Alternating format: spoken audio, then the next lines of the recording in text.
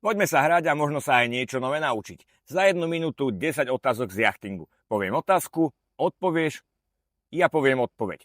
Spočítaš si správne odpovede a napíšeš výsledok do komentára. Kto bude mať 10 správnych, získava slávu, česť a vavriny. Ideme na to?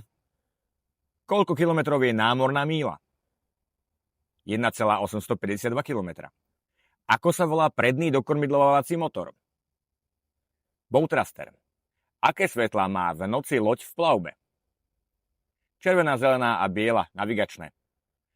Koľko minút má 1 stupeň zemepisnej šírky?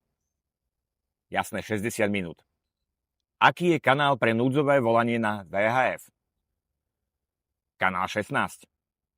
Ako vyzerá denný znak zakotvenej lode? Čierny kruh. Odchýlka kompasu sa volá deviácia. Koľko námorných míľ za hodinu je 5 uzlov?